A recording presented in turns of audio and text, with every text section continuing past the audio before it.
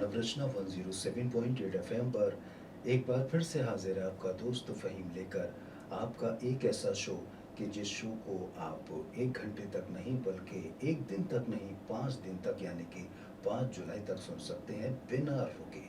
और देखिए दोस्तों, मकसद यही है कि ज़्यादा से ज़्यादा मेहमानों के माध्यम से जो एक्सपर्ट हैं अपनी फील्ड में, उनके माध्यम से आपको वो बातें बताई जाएं जो कि आप सब के लिए, हम सब के लिए ज़रूरी होती हैं।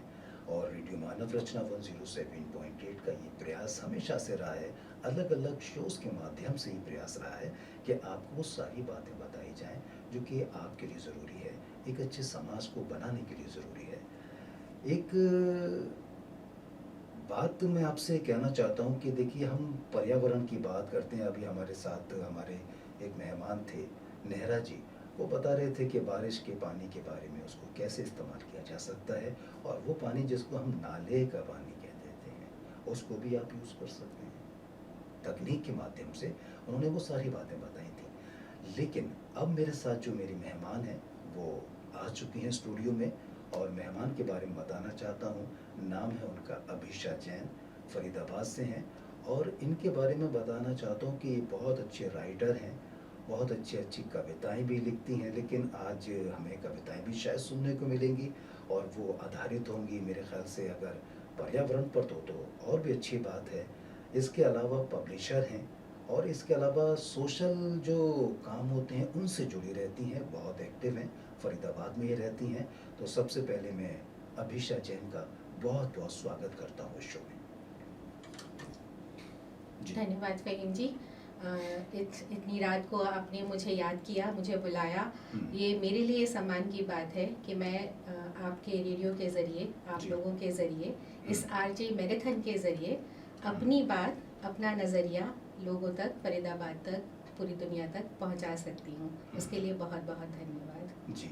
लेकिन ये जो आपने कहा ना कि आरजे मैराथन, ये जो भी हम काम कर रहे हैं, आप लोगों के बगैर पॉसिबल नहीं है अभिषा जी। इसीलिए आप जैसे लोगों को जो अपनी फील्ड में माहिर हैं और आकर के बात करते हैं, ये तभी संभव हो पा रहा है। बिल्कुल, ये एक बहुत ही साझा प्रयास है, आपका, हमारा, हम सबका, इस पूरे समाज का, कि हम अब जब जागे हैं तो हम आगे पूरा शोर-गुल मचा के लोगों को भी जगाएं, बताएं और आगे ले जाएं कि हमें पर्यावरण के साथ कैसे रहना है। क्या बात है। देखिए दोस्तों, एक ऐसा आवरण जिसमें हमको आनंद और सर्वे संतो निरामया का बोध हो। पर्यावरण वस्तुतः एक रक्षा कवच ही है। हमारी प्राचीनतम संस्कृति में पर्यावरण को देवतुल्य स्थान दिया गया है, और पर्यावरण के सभी अंग, जल, वायु, भूमि को देवता ही माना गया है। अब आप कहेंगे कि फ़हीम कितने हिंदी के शब्द, संस्कृत के शब्द इस्तेमाल करने लगा है। तो उसके पीछे एक कारण है। आज हमारे साथ जो हमारी मेहमान हैं अभिषा जी, आज जो बात करने वाली हैं वो पर्यावरण के ही बारे में करने वाली हैं। और ये पर्यावरण के बारे में जो बात कर रही हैं ना, वो कुछ अलग इसलिए है क्योंकि इन्होंने पर्यावरण को जिस तरह से आप तक पहुंचाने की कोशिश की है, उसकी जानकारी वो अध्यात्म से जोड़ करके, ये कुछ अपने आप में अनूठा है। और ये मुझे बहुत अच्छा लगा है। आज आपको भी सुनने का मौका मिलेगा हमारे मेहमान से। तो अभिषा जी, आपका मैं बहुत बहुत स्वागत करता हूँ, सभी श्रोताओं की तरफ से स्वागत करता हूँ। और जो चीज़ आपने अध्यात्म के साथ पर्यावरण को जोड़ करके हमारे साथ रखने का जो काम किया है, ये वाकई में अद्भुत है। मतलब मैंने तो ये पहली बार ही ऐसा सुना, वरना तो लोग, जैसे मैं भी बोलता रहता हूँ कि भाई पर्यावरण बचाओ, पर्यावरण बचाओ, बहुत सारे लोग आते हैं। ये जो अपने आप में है अनूठी एक काम है, अनूठा काम है। जी। लेकिन ये अध्यात्म और पर्यावरण, इस विषय की शुरुआत की अगर हम बात करें तो आप कहाँ से करना चाहेंगे? जी बिल्कुल फ़हीम जी। देखिए फ़हीम जी, सबसे पहले एक विचारक हूँ मैं, लेखक हूँ, तो बहुत अलग तरीके से, बहुत अलग पहलुओं पे हर एक चीज़ को सोचती हूँ, समझती हूँ। और उसके साथ साथ अध्यात्म का कुछ ऐसा चस्का है कि हर एक चीज़ को उस नज़र से भी देखने में सक्षम पाती हूँ, अपने आप को देखती हूँ और लोगों के साथ साझा भी करना चाहती हूँ, क्योंकि हम सभी कहीं ना कहीं आध्यात्मिक जीव हैं। अध्यात्म से जुड़े हुए हैं। जी तो फ़हीम जी, सबसे पहले अगर आप मुझे इजाज़त दें जी तो मैं अपने खुद के एक अनुभव से हम्म, इस शाम की शुरुआत करना चाहती हूँ। बिल्कुल बिल्कुल मेरे जीवन में जब पहली बार मुझे ये महसूस हुआ, ये अनुभव में आया कि पर्यावरण क्या है, हम्म, तो मैं वो कहानी सबके साथ साझा करना चाहती हूँ जी कि ये बहुत 10 साल पहले की बात होगी। हम लोग आमतौर पे जैसे पहाड़ों में हमेशा घूमने जाते हैं छुट्टियों में, हाँ वैसे ही गए। पहाड़ हमेशा से बुलाते हैं अपनी हम्म, तरफ, खासकर दिल्ली एनसीआर वालों को तो बहुत राहत मिलती है पहाड़ों से। जी तो हम भी ऐसी एक छुट्टी के लिए वहाँ गए थे। हम्म, तो जहाँ हम गए थे वो एक बहुत ही छोटा सा गांव था। जी आबादी बिल्कुल ना के बराबर ही थी। जी और वहाँ पर किसी अपने जानने वाले ने, उन्होंने वहाँ पर मिट्टी की हम्म, 2-3 कॉटेजेस हट्स बनाए हुए थे। ठीक तो है उन्होंने आमंत्रित किया हमको वहाँ आने के लिए, रहने हम्म, के लिए।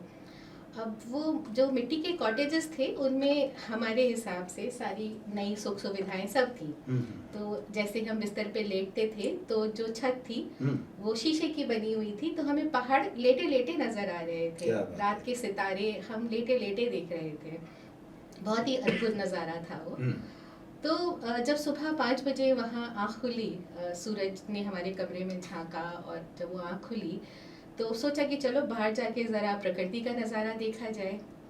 तो बहुत ही शांत था सब कुछ वहाँ पर, बहुत हल्का सूरज उगा हुआ था। हम्म, हवा बहुत धीरे धीरे चल रही थी, बिल्कुल ना ही चल रही थी। जी तो बाहर जब गई मैं तो एक तरफ तो वहाँ पर जैविक खेती हो रही थी, ऑर्गेनिक फार्म्स थे। तो वहाँ पे मटर, आलू, प्याज सब उगा हुआ था, वो जी हमारे खाने के लिए ही जी था। जी जी और दूसरी तरफ उनके अपने बाग बगीचे थे। हाँ, तो मैं उन बाग बगीचों की तरफ मैंने रुख किया, जो अक्सर हम लोग करते हैं कि घास जी पे पैदल चले या थोड़ा सा पेड़ों पौधों के साथ बात करके आए। हम्म, अब जब मैं वहाँ पहुँची तो मैंने क्या नज़ारा देखा फ़हीम जी, जी कि एक बहुत छोटा सा प्यारा सा कीड़ा हम्म, एक पत्ते पे आराम फरमा रहा है, विश्राम कर रहा है, वो सो रहा था। हाँ, उसको देख के जो मेरे मन में भाव आए कि अरे, मैं तो इसके घर में आ गई हूँ, मैं इसकी नींद खराब कर रही हूँ। मैं ये पत्ती, ये जो फूल है इसके पास का, मैं तोड़ने को आतुर थी कि चलो तोड़ती नहीं तो कम से कम खुशबू तो ले लूँ। हम्म, पर ये तो मैं गलत कर रही हूँ, मुझे कोई हक नहीं है। हम्म, मैं यहाँ बिन बुलाई मेहमान हूँ, और मुझे कोई हक नहीं है कि मैं इसकी सराउंडिंग्स को, उसके आसपास के वातावरण को अपने आने से प्रदूषित करूँ। क्या बात और वो एक पल था जब मुझे पहली बार पर्यावरण हमारे लिए क्या है इसकी बहुत गहरी अनुभूति हुई, जी जो मैं आज तक भी नहीं भूल पाती हूँ। जी तो यहाँ से मैं शुरुआत करूँगी अपनी अध्यात्म की जर्नी जी की, जी कि मैंने इस यात्रा में क्या क्या समझा है, सीखा है, और मैं कैसे पर्यावरण को देखती हूँ। हम्म, तो फ़हीम जी, सबसे पहले अगर हम इस बारे में बात करें तो आजकल दुनिया भर में बात हो रही है सतत विकास की, जी सस्टेनेबिलिटी। सस्टेनेबिलिटी मानव रचना यूनिवर्सिटी का भी यही प्रयास है जी कि फरीदाबाद और सारे आसपास के जगहों पर सस्टेनेबिलिटी, सतत विकास क्या है, जी इसके बारे में लोगों को जागरूक किया जाए, अवगत कराया जाए। हम्म, अभी तो लोग अवगत ही नहीं हैं इस बारे में, जी तो जागरूकता की बात तो बहुत दूर की है। हम्म, तो जैसा कि ये जो सतत विकास है, जिसको मैं यूनाइटेड नेशंस के आने के पहले की अगर हम बात करें, मुझे इतिहास में बहुत रुचि है। जी और जब मैं लाइफ कोचिंग करती हूँ तो मैं हमेशा, ये मेरा प्रयास रहता है कि हम अपनी जड़ों तक जाएं, हम ये इस बात को जानें, समझें कि ये चीज़ शुरू कहाँ से हुई थी। जी तो जड़ों तक जाना बहुत ज़रूरी है अगर हम किसी बदलाव को लेकर आना चाहते हैं या कोई नया प्रयास करना चाहते हैं। जी तो मैंने भी इस बारे में, इतिहास की रुचि है, इतिहास पढ़ना, समझना, जानना बहुत अच्छा लगता है, हम्म, तो उस जड़ों में जाने की कोशिश करी। हम्म, तो जब हम सतत विकास की बात करते हैं, और मैं भारतीय संस्कृति की बात करती हूँ, अभी हम अध्यात्म में नहीं आते, सिर्फ संस्कृति की बात करती हूँ। जी तो भारतीय संस्कृति में या भारतीय संस्कृति के बाहर भी जो संस्कृतियाँ, सभ्यता पनपती हैं या पनपी होंगी पास्ट में, भूतकाल में, है ना, पुराने जी, जी। ज़माने में बहुत ही सदियों से, लाखों करोड़ों सालों से शायद पनप रही होंगी। तो उन्होंने भी कहीं ना कहीं सतत विकास के क्रम को खोया होगा और उसी कारण से उनका जो विनाश था वो आया होगा। जो हम आजकल बात करते हैं कि ऐसी कोई सभ्यता रही होगी, वैसी कोई रही होगी, कोई आर्य सभ्यता या सिंधु घाटी सभ्यता, आजकल हम बहुत बात करते हैं उसके बारे में जी। पर कहीं ना कहीं उनके जीवन में भी कहीं वो विनाश आया और उन्होंने अपने अस्तित्व को खोया। पर इसके साथ साथ जो बात समझ में आती है, किसका अस्तित्व नहीं खोया? पर्यावरण का अस्तित्व नहीं खोया। ये जो पर्यावरण है वो तब भी वैसा ही था, जीवन को रचने वाला, जीवन को उत्पत्ति देने वाला, और आज भी वैसा ही है, जीवन को उत्पत्ति देकर संभालने, पालने, पोसने वाला। जी। तो अंतर क्या पड़ता है? ऐसा क्या हो जाता है कि वो विनाश को प्राप्त हो जाते हैं? तो अब लाखों करोड़ों सालों से जो सभ्यता जन्म ले रही है, बार बार विनाश की तरफ जा रही है, इसका मतलब वो कोई ना कोई ऐसी गलती करती हैं जहाँ पर उनका खुद का विनाश हो बुलाती हैं। तो हमारे जो पुराने ऋषि मुनि हैं वो शायद कहीं इस बात का वो भी अन्वेषण कर रहे होंगे जैसे आज हम कर रहे हैं, वो भी उस बात को समझने का, सोचने का प्रयास कर रहे होंगे। कई सारे एक्सपेरिमेंट्स उन्होंने भी किए होंगे कि हम कैसे इस विकास की क्रम को आगे बढ़ाते रह सकते हैं और सृष्टि के साथ, पर्यावरण के साथ कैसे संतुलन बना के, वो संतुलन क्या है, किन चीज़ों में है, वो समझने का बहुत प्रयास किया होगा उन्होंने भी। जैसे एक अनुभव मेरे जीवन में और आया था जी। जब मुझे एक दवाई के बारे में पता चला था कि वो दवाई कहाँ से निकलती है। वो दवाई निकलती है जो हिरण होते हैं, उनके जो सींग होते हैं, वहाँ से, उसमें से कोई तत्व प्राप्त होता है और वो दवाई निर्मित होती है आयुर्वेद में। जी। तो इसका मतलब हमारे जो पुराने ऋषि मुनि, वैज्ञानिक, साइंटिस्ट थे, उन्होंने इतनी रिसर्च, इतनी ज़्यादा अन्वेषण कर लिया था कि उनको हर चीज़ के बारे में एक संतुलन क्या है, मानव जीवन के क्रम के विकास के लिए या किसी और भी प्राणी प्रजातियों के विकास के लिए क्या चीज़ें सही हैं, वो इस बात को जानते हैं, समझते हैं जी। और वही बातें उन्होंने जानने समझने के साथ साथ हमें बता के भी गए हैं। अब वो चाहे हम वेद पुराण बोलें, ग्रंथ बोलें, जो भी उनका नाम दें, धर्म का नाम दें, उन सब में वो हमको बता के भी गए हैं और उसको हम अध्यात्म कहते हैं। जी, उसको हम अध्यात्म कहते हैं। भाई देखिए दोस्तों, आज हमारे साथ हैं अभिषा जैन और जो बात चल रही है पर्यावरण के बारे में चल रही है, लेकिन भगवान श्री कृष्ण ने गीता में कहा था अश्वत्थ सर्व वृक्षा वृक्षाणाम, यानी कि हो सकता है अभी संस्कृत मेरी गलत हो, माफ़ कीजिएगा, लेकिन उसका जो ट्रांसलेट करके अगर मैं बताऊं तो वृक्षों में मैं पीपल हूँ और पौराणिक ग्रंथों, ज्योतिष ग्रंथों, आयुर्वेदिक ग्रंथों के अनुसार ग्रहों और नक्षत्रों से संबंधित पौधों का रोपण और पूजन करने से मानव का कल्याण होता है। इसलिए प्रकृति पर्यावरण संरक्षण को बढ़ावा देना चाहिए। और ऐसे ही आज हमारे साथ हमारी मेहमान अभिषा जैन बता रही हैं, उन्होंने किस तरह से जोड़ा है अध्यात्म के साथ इस पर्यावरण को, ये वाकई में काबिल तारीफ है। तो अभिषा जी, मैं आपसे सवाल करता रहूँगा, अभी तो एक शुरुआत थी, अगला सवाल मैं आपसे करना चाहता हूँ जो कि पर्यावरण से ही संबंधित है और वो सवाल है कि जो आप अभी बात कर रहे थे सतत विकास की, सतत विकास या सस्टेनेबिलिटी आपके नज़रिए में क्या है और उसके लक्षण क्या हैं? आप ये इसी में बता सकती हैं। दो सवाल मैं एक साथ पूछ रहा हूँ आपसे। जी, फ़हीम जी, जैसा अभी हम बात ही कर रहे थे कि सतत विकास हम जाने कितनी पीढ़ियां हमारी करती आई हैं, कितनी सभ्यताएं करती आई हैं, आज हम भी कर पा रहे हैं या हम उस बारे में बात कर पा रहे हैं सतत विकास के बारे में। ऐसा उन सभ्यताओं ने भी कभी बात किया होगा, कुछ शोध किए होंगे, अन्वेषण किए होंगे, ज्ञान के भंडार हमारे लिए भर के गए होंगे। तो आज के ज्ञान के भंडार जो हमारे लिए भरने का काम करा है वो यूनाइटेड नेशंस ने किया है, जिन्होंने सतत विकास के या जिसे सस्टेनेबिलिटी बोल रहे हैं उसके 17 गोल्स हमको दिए हैं। और मैं देख रही हूँ कि आपके पास भी वो गोल का पूरा कागज़ है और आप लोग भी उसी के बारे में बात कर रहे हैं। और सबसे बड़ी बात इसमें जो मुझे जब इन गोल्स पे मैंने नज़र डाली, इनके बारे में विचार किया, तो इसमें ऐसे 8 गोल्स हैं जो सीधे सीधे पर्यावरण की बात करते हैं बिल्कुल। कि अगर हमने पर्यावरण को नहीं बचाया तो ये गोल्स तो हाथ से जाएंगे ही। जी। मानव क्रम, मानव सभ्यता, उसका जो सतत विकास है वो भी हमारे हाथ से जाएगा। जी। तो ये जो गोल्स हैं, मुझे पक्का यकीन है कि ये गोल्स आपके शो में कई बार शेयर हुए होंगे। जी। और देखिए मैं भी कितना सुंदर सा कागज़ लाई हूँ ये गोल शेयर करने के क्या लिए। बात है। आपको गिफ्ट करके जाऊंगी। Thank you.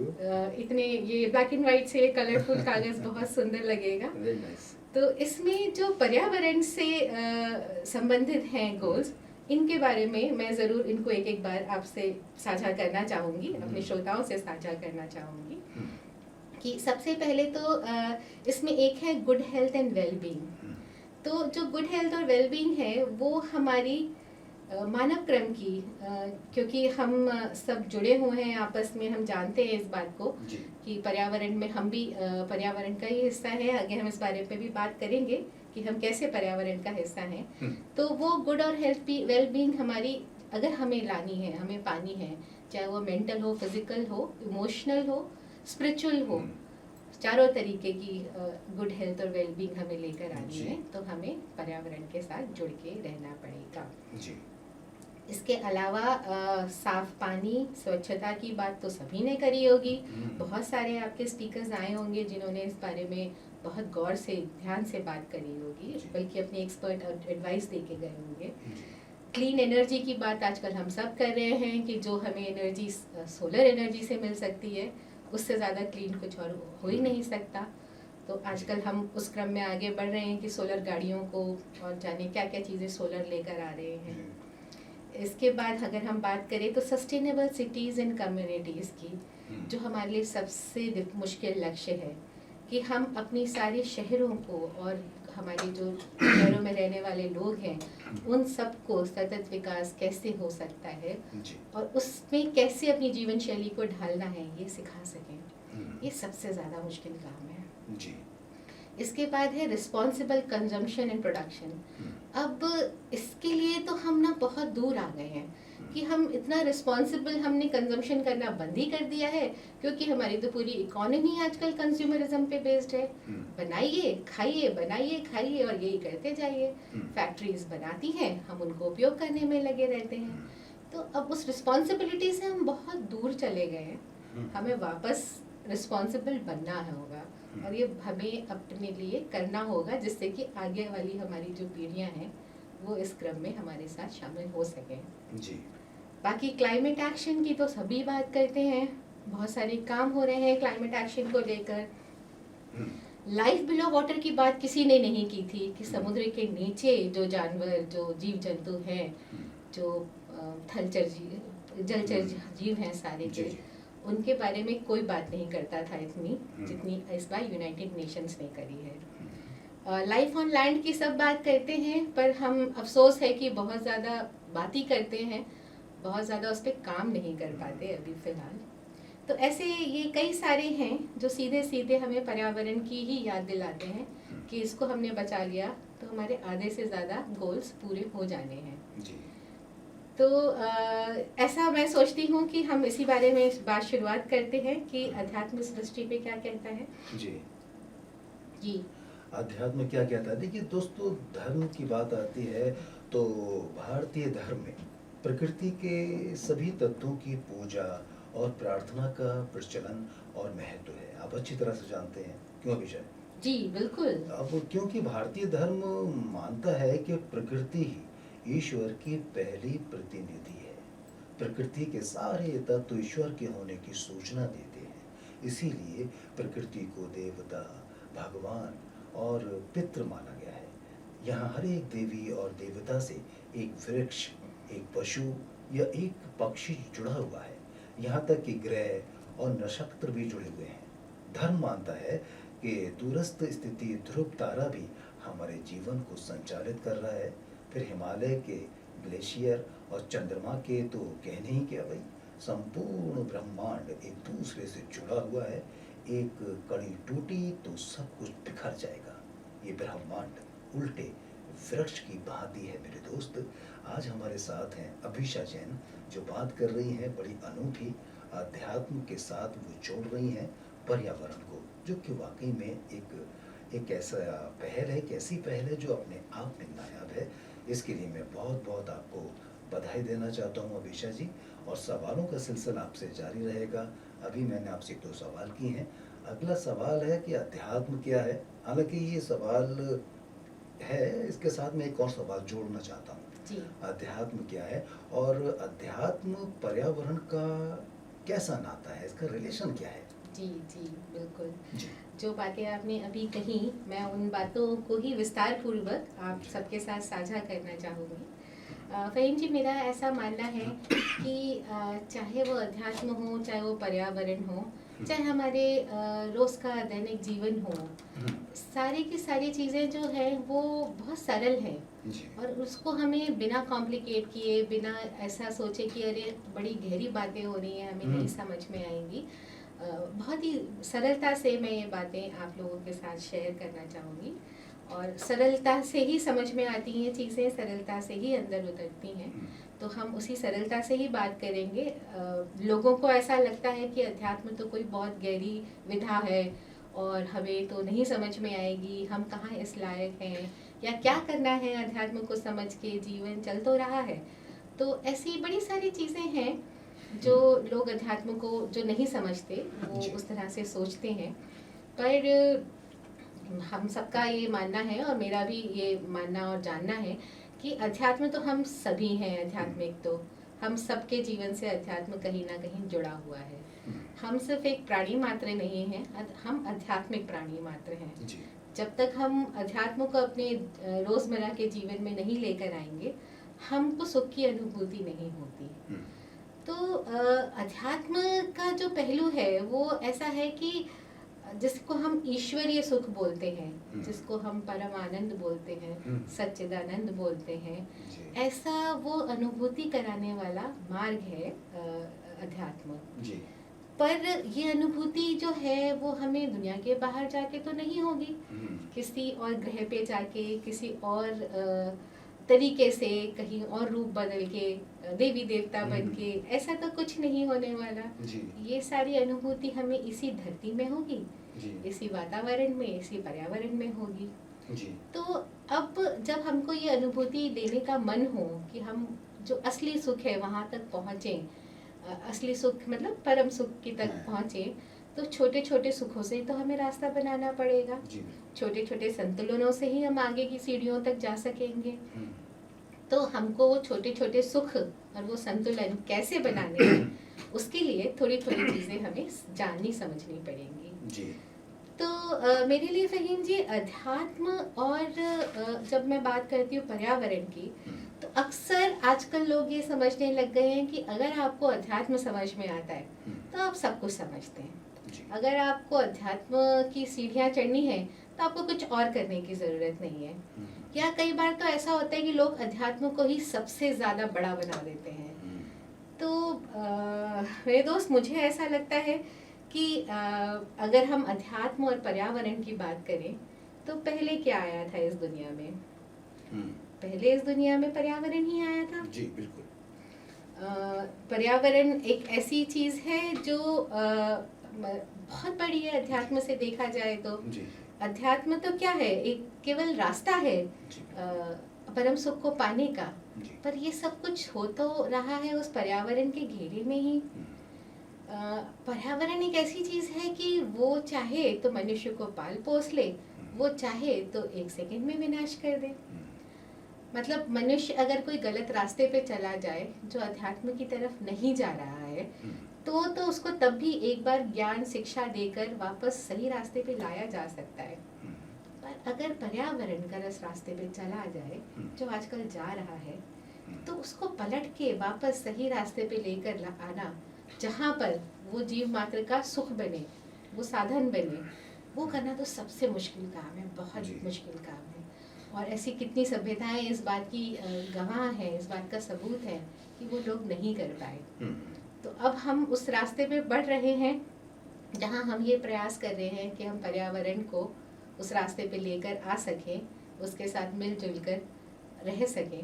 हम्म, अब पर्यावरण को रास्ते पे लेकर आना है या हमें अपने आप को खुद को रास्ते पे लेकर आना है, ये हमें देखना है कि वो रास्ते पे कैसे आएगा पर्यावरण। जी तो इसमें जो पर्यावरण की अलग अलग, हमारे अध्यात्म की अलग अलग शिक्षाएं हैं, परिभाषाएं हैं, जी तो उस ये बहुत कारगर होती हैं इसमें समझ, अगर हम इसको समझें तो। जी जी जी बिल्कुल सही कह रही हैं आप।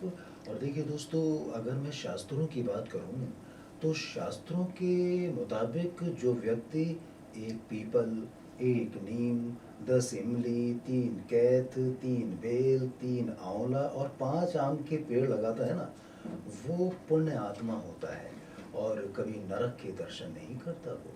इसी तरह धर्म शास्त्रों में सभी तरह से वृक्ष सहित प्रकृति के सभी तत्वों के महत्व की विवेचना की गई है। उसके बारे में बताया गया है कि हमारी ज़िंदगी में इन दरख्तों का, इन पेड़ों का कितना बड़ा महत्व होता है।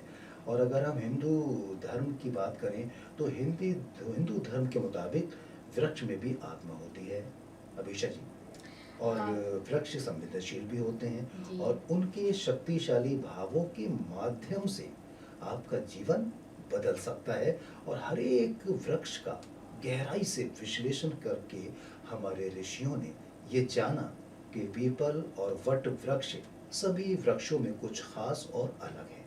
इनके धरती पर होने से ही धरती के पर्यावरण की हिफाजत होती है। यही सब जानकर ही उन्होंने जो मैंने पीछे वृक्ष बताए थे, जिनके नाम बताए थे, उनके संरक्षण और इससे मनुष्य के द्वारा लाभ प्राप्ति के लिए कुछ विधान बनाए गए। उन्हीं में से 2 हैं पूजा और परिक्रमा। जी जी, अब इसी से जुड़ा हुआ मैं एक सवाल आपसे करना चाहता हूँ जी। और सवाल है ये कि अध्यात्म और पर्यावरण को कैसे परिभाषित करते हैं? आपने जो बात अभी कही कि पूजा और परिक्रमा या हम्म, पेड़ों को हमने ऐसे दिनचर्या से अपने जोड़ दिया कि उनका हम ख्याल रख सकें, हाँ, तो इसकी शुरुआत कैसे हुई फहीम जी कि जी, हम जिसको पर्यावरण कह रहे हैं, हम्म, वो तो हमसे बहुत बड़ा है। तो बहुत बड़ा है तो हमको सबसे पहले तो हमने अध्यात्म में ये सिखाता है कि जो हमसे बड़ा है हम उसका अनुसरण करें, जी, हम उसके पीछे चलें, हम उसके बताए मार्ग पे चलें। जी, तो क्यों? क्योंकि अगर हमें सुखपूर्वक रहना है और वो हमें ये बात कहता है कि हाँ हम तुम्हें सुखपूर्वक रखेंगे, तुम हमारे बताए मार्ग पे चलो, तो हमको एक बुद्धिजन होने के कारण उनके बताए मार्ग पे चलना चाहिए, अपना समर्पण देना चाहिए। जी, तो हम अगर पर्यावरण को समर्पित होते हैं हम्म, तो वो हमें पालेगा, पोसेगा, खुश रखेगा, सुखी रखेगा। हम्म, तो ऐसे में हमारा मतलब अध्यात्म का सबसे पहला जो ज्ञान है कि आप पर्यावरण का अनुसरण कीजिए, आप जी, उसको समर्पित हो जाइए। जी, अब उसको अनुसरण करने के लिए, उसमें समर्पित होने के लिए पर्यावरण को ही हमने प्रकृति माँ का संज्ञा दी जी, कि ये पर्यावरण जो है ये तो बहुत ही एक फिजिकल शब्द हो गया, उसमें भावनाएं नहीं है, संवेदनाएं नहीं है, पर जहाँ हम उसको प्रकृति माँ बोलते हैं तो हम वो माँ वाली सारी संवेदनाएं उसके साथ जोड़ देते हैं। जी, और हमें पर्यावरण के साथ कैसा संबंध रखना है वो हमें एकदम से समझ में आ जाता है सरलता से।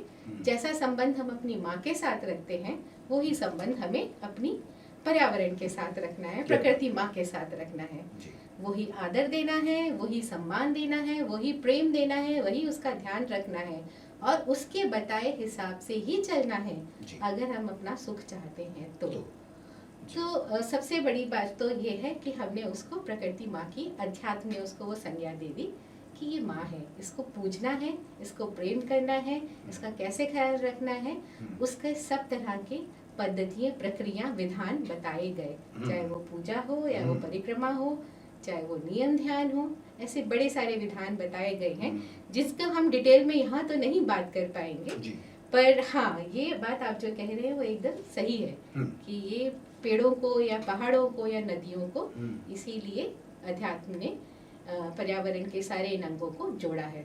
जी। जी तो भाई देखिए दोस्तों, एक मैं बात आपके साथ साझा करना चाहता हूँ। स्कंद पुराण में ये बात मेंशन है कि पीपल के पेड़ में सभी देवताओं का वास होता है। पीपल के पेड़ में बहुत सारे देवता वास करते हैं, रहते हैं, और पीपल की छाया में ऑक्सीजन से भरपूर आरोग्यवर्धक वातावरण मौजूद होता है, और इस वातावरण से वात, पित्त और कफ का शमन नियमन होता है, और इन तीनों स्थितियों का संतुलन भी बना रहता है।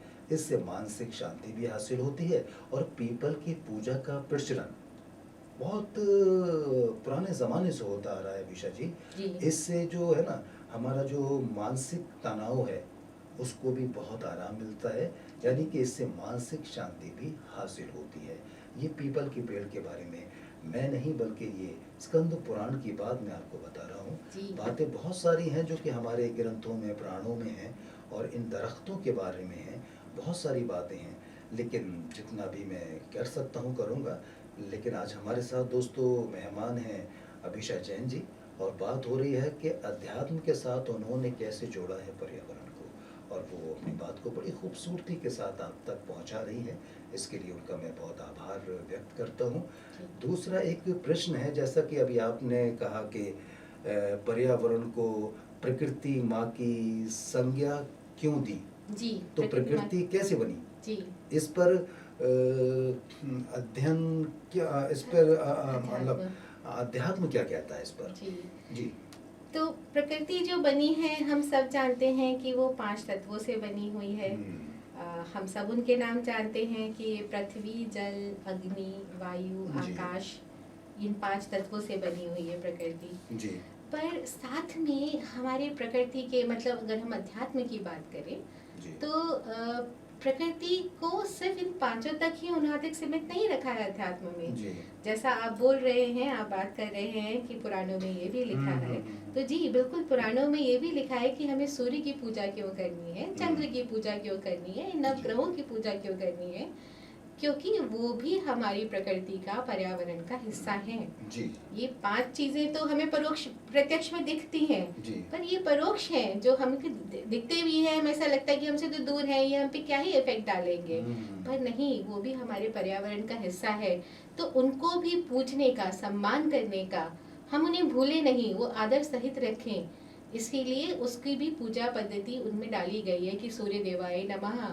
जी सुबह सुबह जल अभिषेक कीजिए, सूर्य को अभिषेक कीजिए, जल चढ़ाइए, है ना, चंद्रमा जी को जल बिल्कुल। चढ़ाइए। हमारे त्योहारों में, हमारे पर्वों में ये सारे सूर्य, चंद्रमा, नवग्रह, इनको भी शामिल किया गया है इन 5 मूलभूत तत्वों के अलावा जी भी। जी जी तो इसीलिए अध्यात्म को समझना बहुत ज़रूरी है कि उसका पर्यावरण के साथ जो संबंध है, वो ऐसा क्यों बनाया गया है कि हम कहीं पे भी अपने किसी भी काम को करते हुए, त्योहारों को मनाते हुए, सुख दुख में, जीवनचर्या में, रोज़मर्रा के जीवन में हम पर्यावरण को ना भूलें, उसका वही आदर, वही सम्मान करें, क्योंकि उसके साथ ही हमें चलना है, उसके बिना हमारा जीवन नहीं है। जी बिल्कुल नहीं है उसके बिना जीवन। और देखिए दोस्तों, पर्यावरण के बारे में मैं आज ये पहली बार बात नहीं कर रहा हूँ। हमारे साथ बहुत सारे मेहमान आए थे जिन्होंने पर्यावरण के बारे में जिक्र किया था, और किस तरह से उसको संरक्षित किया जा सकता है, इसके बारे में भी बहुत सारी बातें की थी। और कल मेरे एक साथ मेरे दोस्त आए थे, मेरे दोस्त भी थे और मेहमान बन कर के आए थे।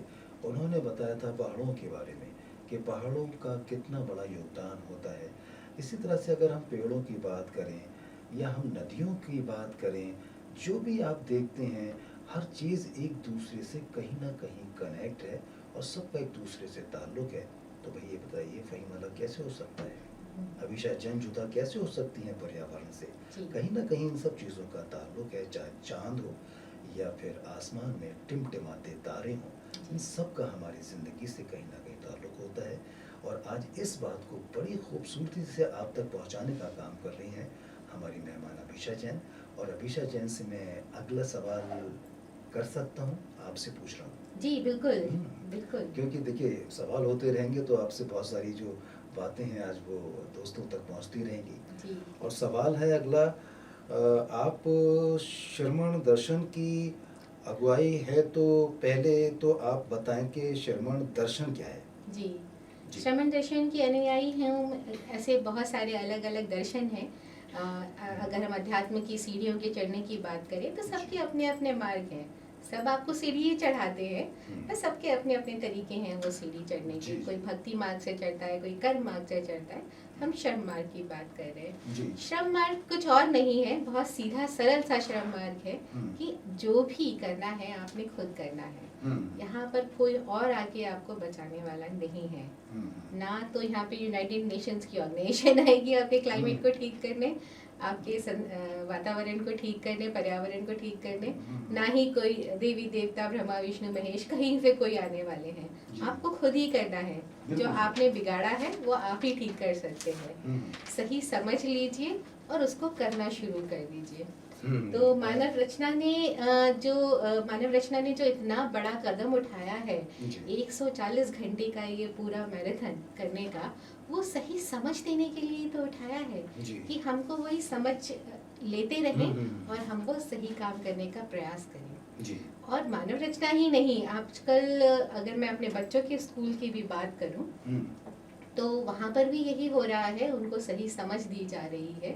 सस्टेनेबल गोल्स हों या उससे रिलेटेड प्रोजेक्ट्स हों या उससे रिलेटेड डिबेट कॉम्पिटिशन्स हों, वो सारी की सारी समझ उनको दी जा रही है। पर फहीम जी, जब हम श्रमण संस्कृति की बात करते हैं, जिसकी मैं अनुयायी हूँ या जिसके बारे में साथ में मैं काम करती हूँ, वो यही कहती है कि आपको श्रम करना है, आपको बीड़ा उठाना है, आपको हर चीज़ को ठीक करने का प्रयास करना है, कोशिश करनी है। छोटे छोटे कदमों से ही धीरे धीरे करके वो कारवां आगे बढ़ता है और लोग उसको समझते हैं, जानते हैं, आपका साथ निभाते हैं। तो जब हम बात करते हैं पर्यावरण की, तो सबने आपके पास आके बहुत सारी प्रॉब्लम्स पे भी बात की होगी कि पर्यावरण की क्या क्या समस्याएं हैं, प्रकृति के साथ हमने क्या क्या खिलवाड़ कर लिए हैं। और हमने ही किए हैं, और कोई नहीं आया खिलवाड़ करने के लिए ये। तो हमने जब वो खिलवाड़ किए हैं तो ऐसे बड़े सारे एक्सपर्ट्स भी आपके पास आए हैं। मैं आपका रेडियो शो सुन रही थी, अभी गाड़ी में भी सुन रही थी। तो जैसे अभी वो नेहरा जी जो आए थे, वो वाटर हार्वेस्टिंग की बात कर रहे थे। तो ऐसे कई सारे सॉल्यूशंस भी आपके पास आए होंगे। अब उन सॉल्यूशंस पे हम सबको मिलके काम करना होगा। सिर्फ बात करने से यहाँ पे नहीं चलेगा, हमें उस पर काम करना होगा। प्लान्स बनाने होंगे, उन प्लान्स को एग्जीक्यूट करना होगा। उन प्लान्स को एग्जीक्यूट करने के लिए जो ज़रूरतें हैं हमारी, उन ज़रूरतों को पूरा करना होगा। अपनी सोच में, अपनी समझ में, अपने जीवन को देखने के तरीके में, उसमें बदलाव लाना होगा। जीवन शैलियों में बदलाव लाना होगा, जिससे कि हम ये सतत विकास की क्रिया को प्रारंभ कर सकें, हम वहाँ पर अपना योगदान शुरुआत कर सकें। और हमें ये सब करना क्यों है? हमें ये सब करना तो इसीलिए है ना कि हमारे आने वाले बच्चे, हमारी जो भावी पीढ़ियाँ हैं, वो भी ये सब सुख देख सकें जो आज हम देख रहे हैं प्रकृति के साथ मिलके। क्या बात है। चाहे वो पेड़ों का आनंद हो, उनकी छाया हो, पीपल के पेड़ से नीम के पेड़ तक, ये इन सब का हम सुख ले सकें। पहाड़ों का, नदियों का, प्रकृति की गोद में बैठना क्या होता है, उस सब का सुख हमारी आगे आने वाली पीढ़ियाँ भी ले सकें। इसीलिए हमको ये सब काम करना है जी। तो फहीम जी, श्रमण दर्शन भी यही कहता है कि बात तो संतुलन में है, साथ चलने में है। अगर हम आगे बढ़ते जाएंगे, हर चीज़ को अपने हिसाब से, अपनी ज़रूरत के हिसाब से बहुत बहुत ज़्यादा उपयोग करते जाएंगे क्योंकि हमारा मन कर रहा है, क्योंकि हम कर सकते हैं, तो उससे बात बनेगी नहीं जी। अगर हम श्रमण संस्कृति के अनुयायी हैं तो हम उतना श्रम करेंगे संतुलन वाला कि जहाँ पर वो चीज़ हमें आज भी मिले और कल भी मिले और परसों भी मिले और हमेशा मिलती जाए। तो उसके लिए बहुत ज़रूरी है इस चीज़ को समझना कि ये कैसे होगा। अब जो आज का हमारा तरीका है जीवन जीने का, वो बहुत बदल गया है। अब हम प्रकृति के साथ नहीं चलते, हम प्रकृति को जैसे भी करके उपयोग कर करके उपभोग की स्थिति में आ गए हैं जी।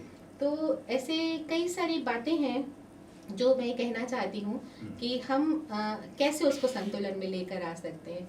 ऐसे अपने विचारों में हमें क्या बदलाव लेकर आने होंगे, अपनी सोच समझ में, अपनी जीवन शैलियों में क्या बदलाव लेकर आने होंगे, जिससे कि हम प्रकृति के साथ एक बार फिर से कदम मिला के संतुलन में, सम में, क्योंकि जीवन तो सब में ही है, तो उस सब में हम चल सकें, वापस अपने आप को ले आए। और अभी देखिए एक और मेरे साथ गेस्ट थे आपसे पहले, जी। तो वो बात कर रही थी हरियाली के बारे में। हुँ। मानव रचना कैंपस में आप आए होंगे, आपने देखा होगा कैसा मंज़र था? जी, बिल्कुल। हुँ, बहुत ही सुंदर था। अभी भी घास की खुशबू आ रही थी मुझको, हाँ, क्योंकि आज बारिश हुई है। जी। जी, तो बहुत ही अच्छा लग रहा हाँ, था। मकसद यही है कि ये सिर्फ़ मानव रचना कैंपस में ही नहीं, अभिषा जी आप देखेंगी तो ये हमारे साथ जो मेहमान थीं, उनका ये कहना था कि मानव रचना कैंपस में तो हमने इस तरह से किया है, हरा-भरा किया है। इसके अलावा लोगों को भी जागरूक कर रहे हैं कि आप अपने आस-पास किस तरह से हरियाली को रख सकते हैं और उसको करने का तरीका क्या है। ये हल्की-सी जब जागरूकता होती है तो कुछ लोग काम करते हैं तो अच्छा लगता है। अब जब बात आ रही है जैसे अभी आपने पीपल का ज़िक्र किया था, जी, पीपल के बारे में। पीपल का पेड़ वाक़ई में देखने में तो देखिए कितना खूबसूरत लगता है जी, और उसके नीचे आपने बैठ के आनंद भी लिया होगा कभी ना कभी। बिल्कुल। और ये जो पीपल की हथेलियाँ हैं ना, जी, ये मुझे बड़ी खूबसूरत लगती हैं। जी। अब आप कहेंगी कि ये हथेलियाँ क्या हैं?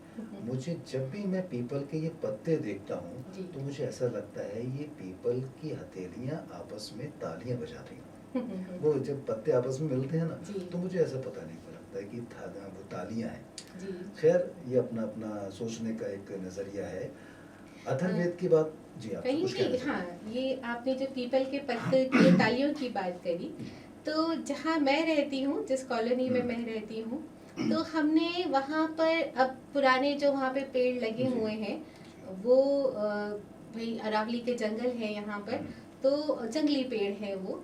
पेड़ अच्छे हैं, वो हुँ, भी वायु को शुद्ध करने का काम करते हैं, हुँ। पर वो इतने उपयोगी नहीं हैं जितने कि दूसरे पेड़ उपयोगी हो सकते हैं। हाँ।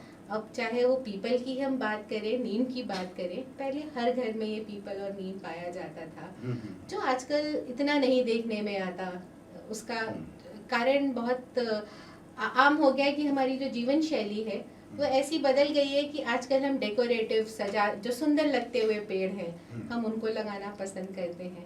हुँ, चाहे उनकी उपयोगिता हमारे पास ज़्यादा ना हो या हमें समझ ही ना हो कि उनकी क्या उपयोगिता है, हुँ, पर हाँ, क्योंकि आजकल का चलन ऐसा चल गया है, तो वो ऐसे पेड़ लगाना पसंद करते हैं। तो अभी पिछले ही दिनों हम लोग बात कर रहे थे हुँ। कि अब हम ऐसे पेड़ लगाएंगे जो फलों से लदे हुए पेड़ होते हैं। क्या बात! कम से कम हमारे बच्चे देखें तो सही कि फलों से लदे हुए पेड़ होते कैसे हैं। हुँ, चाहे नहीं खाने को मिले कोई बात नहीं, उनको बंदर खाने लेके चला जाए या पक्षी लेके चला जाए, हुँ। उससे फर्क नहीं पड़ता, वो भी पर्यावरण का ही हिस्सा है बिल्कुल, जैसे बिल्कुल। हम हैं। जी। पर बच्चों को पता तो चले कि फलों से लदे पेड़ होते क्या हैं, हुँ, पीपल की वो छाया होती क्या है, उसके नीचे बैठ के किस तरह की अनुभूति होती है, क्या सुख मिलता है। हुँ, एयर कंडीशन की हवा से निकल के जब हम वो ताज़ी हवा में जाते हैं, तो उसका आनंद क्या होता है, घास पे चलने का आनंद क्या होता है। तो हमने ये तय किया है कि हम वहाँ पर ऐसे पेड़ लगाएंगे जो फलों के पेड़ होते हैं। सब्जियों अगर अगर हमें फूल ही फूल लगाने हैं तो फूलों के साथ हम फल भी सब्जियां भी लगा सकते हैं। बिल्कुल। छोटी छोटी बेलें हैं टमाटर की और घिए की, तोरई की, ये सारी बेलें भी लगा सकते हैं। हुँ, जो माली फूलों को देखते हैं वो माली सब्जियों को भी देख सकते हैं। हुँ, चाहे वो किसी के साथ घर भी जाए, उससे कोई बात नहीं है, पर वो लोगों को पता तो चले कि देखो क्या होता है उनके साथ रहना। जी। और वो जो जिसे हम कहते हैं कि एक नया अंकुर जब आता है, एक हुँ, नया फूल जब खिलता है, वो सबके मन को शांति, सुख, खुशी देकर जाता है।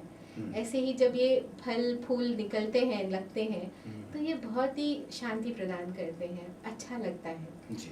और प्रकृति का जो वो संदेश है कि तुम मेरे साथ चलो, हुँ, यहाँ पर सबके लिए सब कुछ है, जी। बस तुम्हें मिल बांट के खाना है। क्या बात! सिर्फ ये नहीं कि अपने लिए आपको उसको हुँ, जमा करके रखना है, नहीं, वो जी। नहीं चलेगा। जी। प्रकृति अध्यात्म हमें ये बात बहुत अच्छे से बताता है कि यहाँ पर सबके लिए सब कुछ है। हुँ, जिसको जितना चाहिए उसको उतना भी मिल जाएगा, हुँ, पर उसके बाद भी आपको वो भावना रखनी है कि आपको वो मिल बांट के खाना है। क्या अकेले बात! इसे नहीं कर पाएंगे आप। क्या बात है, क्या जी, बात है! अकेले से नहीं कर पाएँगे और अभीशा जी आप जिस सरलता से और जिन शब्दों का इस्तेमाल करके लोगों को बता रही हैं, वो वाक़ई में बहुत अच्छा है और जब बात अध्यात्म की आती है तो एक अथर्ववेद के उपवेद की मैं बात करता हूँ। जी, अथर्ववेद के उपवेद आयुर्वेद में पीपल के औषधीय गुणों का अनेक असाध्य रोगों में उसका जिक्र मिलता है। जी औषधीय गुणों के कारण पीपल के वृक्ष को कल्प वृक्ष की संज्ञा भी दी गई है। जी और पीपल के वृक्ष में जड़ से लेकर, आप महसूस करेंगी कि पीपल के पेड़ में जड़ से लेकर पत्तियों तक मेरे ख्याल से 33 कोटि देवताओं का कोटि वास होता देवताओं है, का वास होता ये है, सुना है। ऐसा जी, और ऐसा हाँ, बताया जाता है। बताया जाता जी है। और इसलिए पीपल का वृक्ष प्रातः पूजनीय माना गया है। सुबह के वक्त में अगर आप उसकी पूजा करते हैं तो ये बहुत अच्छा माना जाता है, आपके स्वास्थ्य को लेकर के भी।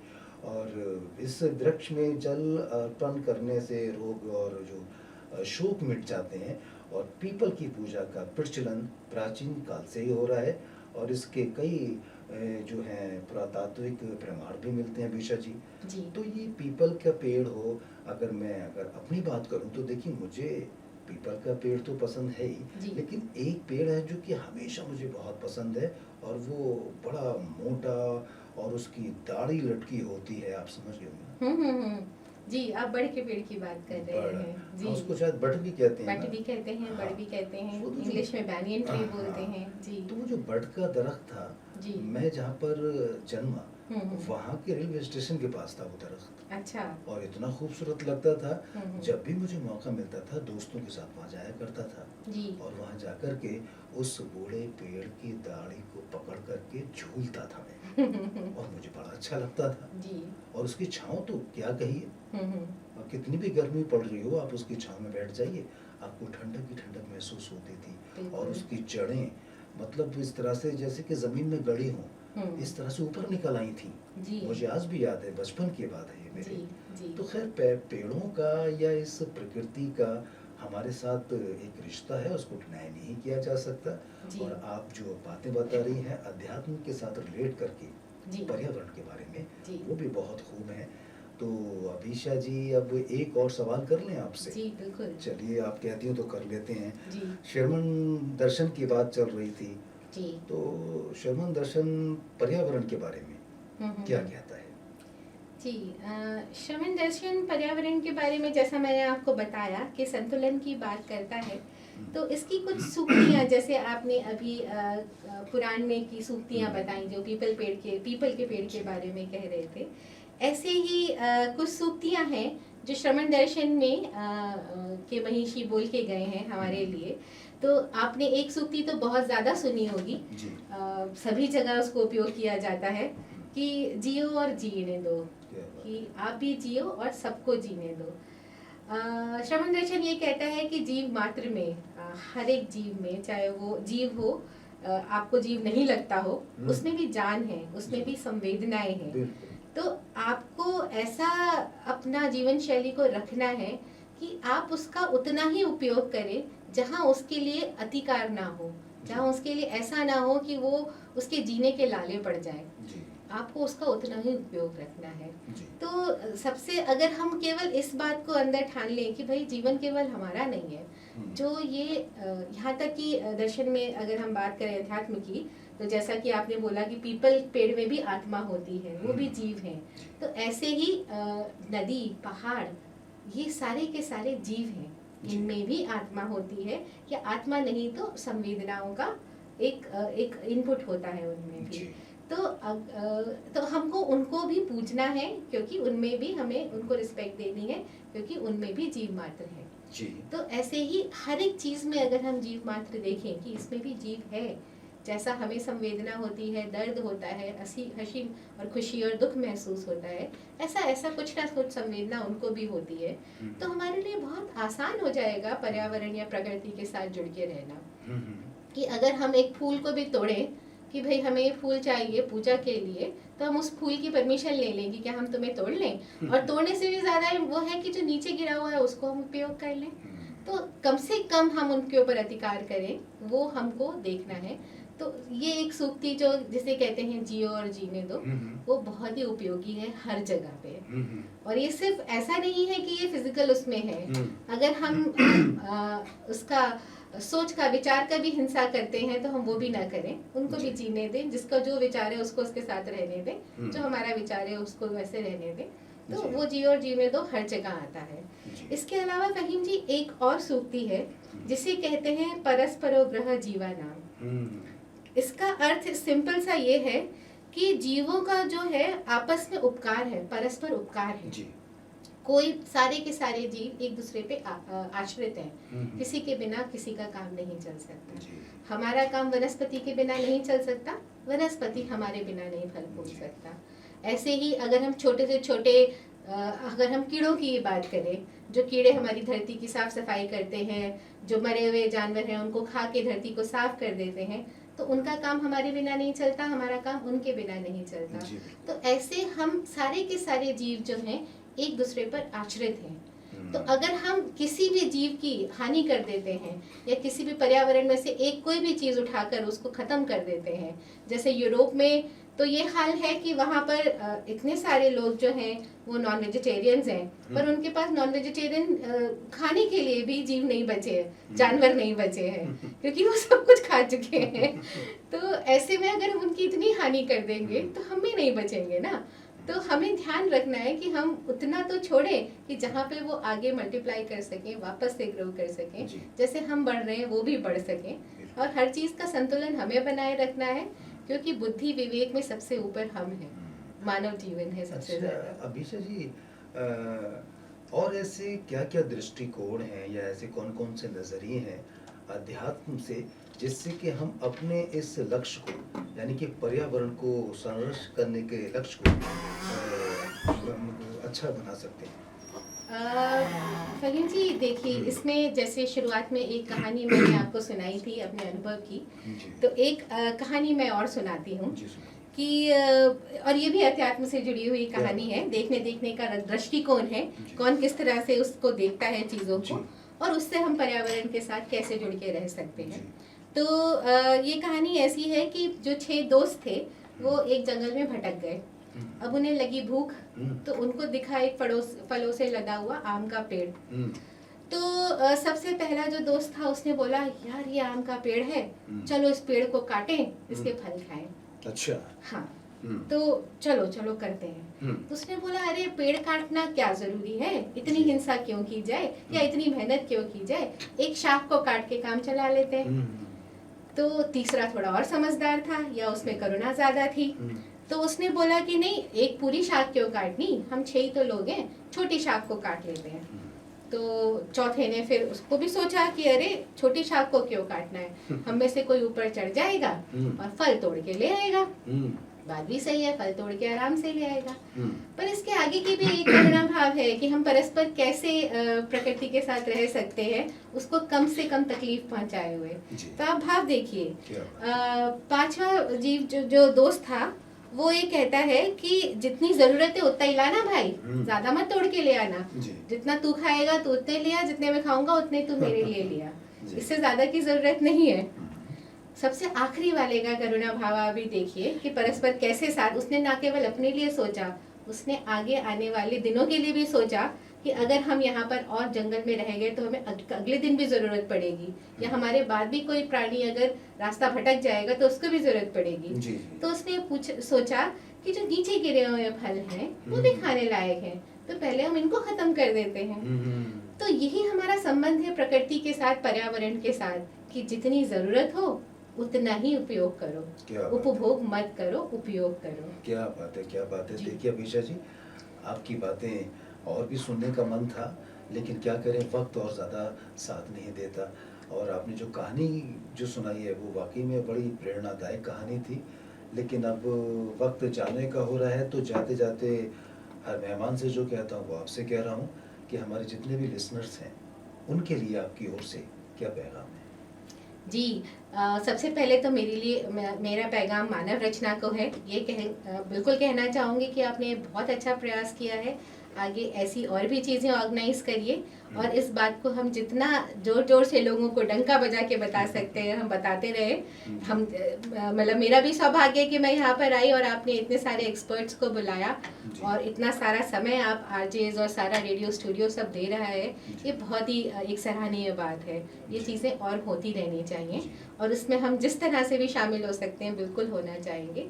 और जन जन जन से भारत की सारी जनता से मैं ये बात कहूँगी जी। कि हमारी जो पुरानी जीवन शैलियाँ थी ये बहुत अच्छी थी, जी। हमें वापस वहीं लौटना चाहिए। जी। इससे ही हम आराम से बहुत संतुलन में पर्यावरण के साथ रह सकते हैं, बिना बीमारियों के, बिना किसी एंजाइटी डिप्रेशन के, बिना अवसाद में जाए हुए, खुशी खुशी मिलजुल के सबके साथ रहने का काम हम अपनी पुरानी जीवन शैलियों के साथ ही कर सकते हैं। जी। तो हम तो उस पे ही वापस आएँ। तो दोस्तों हमारे साथ थी अभिषा जैन जी, जो कि राइटर भी हैं और एक पब्लिकेशन के ऑथर भी हैं और लाइफ कोच भी हैं। बहुत सारी बातें आज उन्होंने की, लेकिन वक्त की थोड़ी सी कमी की वजह से ज़्यादा बात नहीं कर पा रहा हूँ। अब आप सबसे इजाज़त चाहता हूँ और इसी बात के साथ कि अपना ख्याल रखिए, आसपास सफाई का ख्याल रखिए, आसपास पेड़ पौधे लगाएं, चेहरे पर मास्क लगाएं और सुनते जाएं रेडियो मानव रचना 107.8 FM। नमस्ते, खुदा हाफिज़।